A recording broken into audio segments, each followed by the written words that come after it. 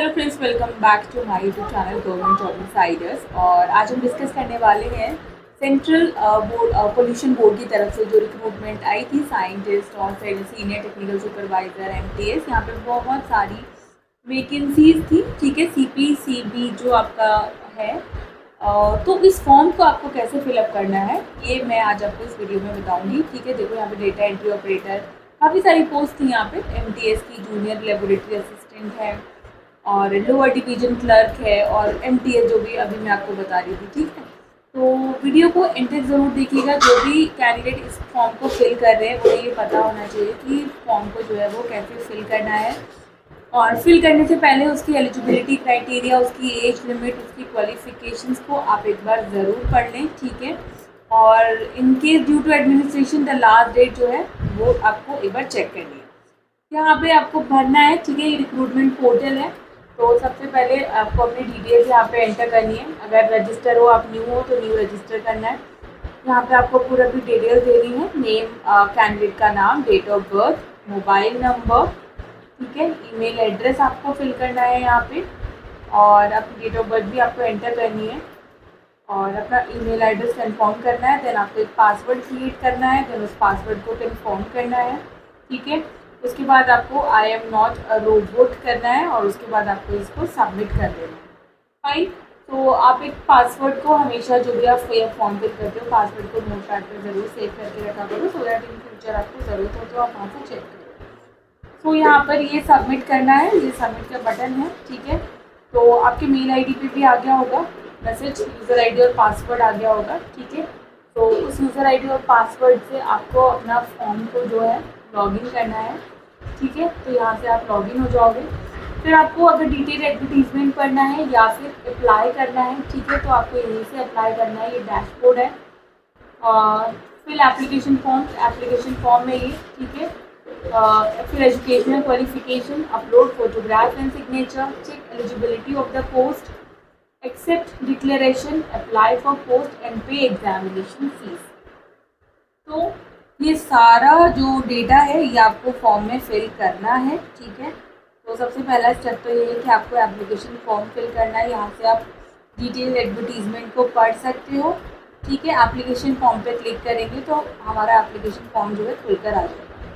यहाँ पे आपको डिटेल्स फिल करनी है। आपको अपना मदर का नाम, जेंडर, जो भी आपकी कैटेगरी है वो सारी चीज़ें आपको यहाँ फिल करनी है। ठीक है, और केयरफुली फिल करें जब भी आप फॉर्म फिल करें। ठीक है, कैटेगरी है तो सर्टिफिकेट नंबर वगैरह, डेट कब इशू हुआ था, वो सारी आपको डालनी है यहाँ पे।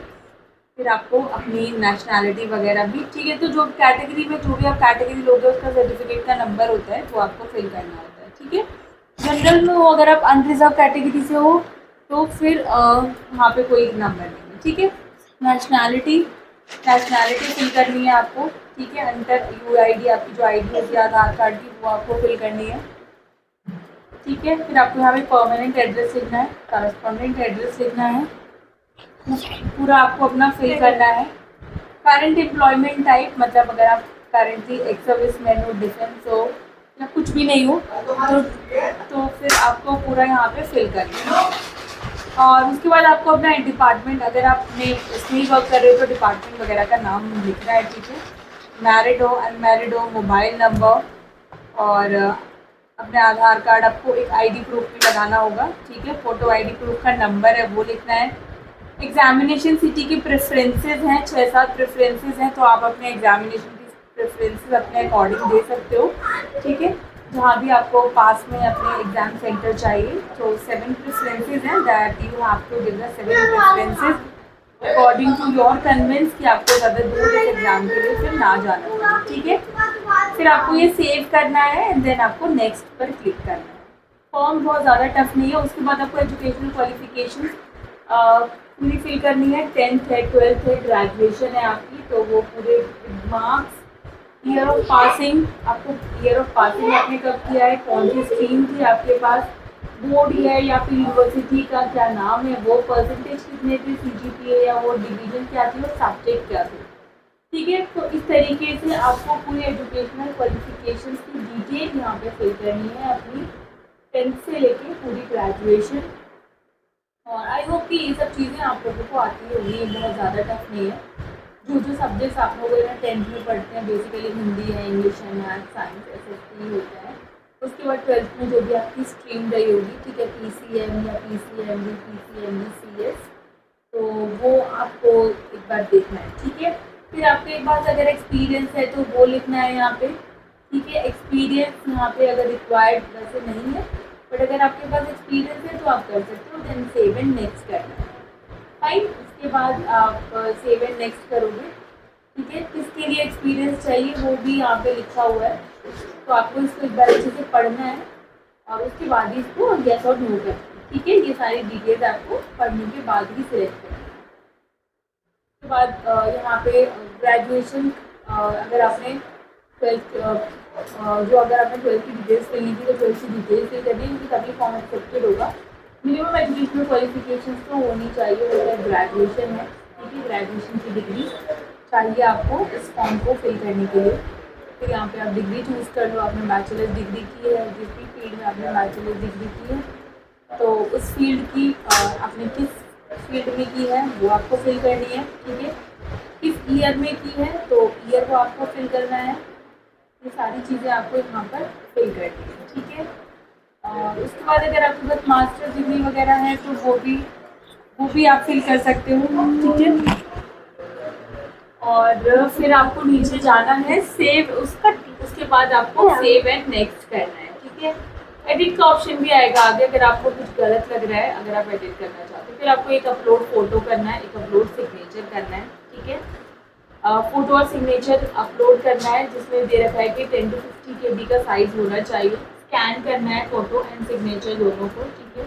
सिग्नेचर ऑलवेज रनिंग हैंड से रनिंग लेटर्स में ही करना है आपको मोस्टली, क्योंकि कैपिटल लेटर्स में एक्सेप्टेड नहीं किया जाता। फोटो ब्लर नहीं होना चाहिए, आपका फेस क्लियरली विजिबल होना चाहिए, ठीक है। और यहाँ से आपका सिग्नेचर आपको अपलोड करना है। उसके बाद आई थिंक आपकी पोस्ट की प्रेफरेंस आएगी, ठीक है। आपका ये हो गया। इफ़ रिक्वायर आप एडिट भी कर सकते हो, ठीक है। अगर आपको एडिट करना है तो सिलेक्ट पोस्ट नेम, आप किस पोस्ट के लिए अप्लाई करें, बिकॉज बहुत सारी पोस्ट है यहाँ पे, MTS के लिए, क्लर्क के लिए, या फिर lower division clerk, upper division clerk. तो आपको किस चीज़ के लिए, आप किस पोस्ट के लिए फिल कर रहे हो, ये भी आपको पता होना चाहिए, ठीक है।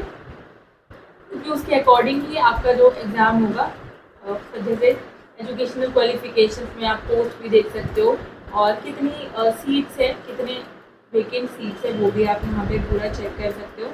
तो उसको चेक करने के बाद आपको केयरफुली यहाँ पे फिल करना है, ठीक है। MTS में अगर फिल करना है तो MTS चेक एलिजिबिलिटी, ठीक है। अगर आप एलिजिबल होगे तो वो यस बताएगा, अगर आप इस पोस्ट के लिए एलिजिबल नहीं होगे तो वो नो बताएगा। फिर यहाँ से आपको नेक्स्ट में जाना है, ठीक है। नेक्स्ट में जाओगे तो आपको फीस पेमेंट करनी होगी, ठीक है। ये देखो, ठीक है, एग्रीकल्चरल पास, एजुकेशनल क्वालिफिकेशन क्राइटेरिया फेल। तो जिस पोस्ट के लिए आप फिल कर रहे हो, अगर उसकी एजुकेशनल क्वालिफिकेशन आपसे मीट नहीं करती है तो वो आपको एक्सेप्टेंस नहीं देगा, ठीक है। आपके पास उसकी क्वालिफिकेशंस होनी चाहिए। उसके बाद आपको डिक्लेरेशन करना है कि yes I have my declared, ये यस करना है। और उसके बाद आपको यहाँ पे लास्ट स्टेप आपका बचता है, आपको फीस पेमेंट करनी है, ठीक है। फीस पेमेंट करनी है, उसके बाद आपको फॉर्म को प्रिंट करके रख लेना है, ठीक है। आपका ये ID नंबर, रजिस्ट्रेशन नंबर सबको जनरेट हो गया है। फीस पेमेंट आप UPI वगैरह यूज़ कर सकते हो।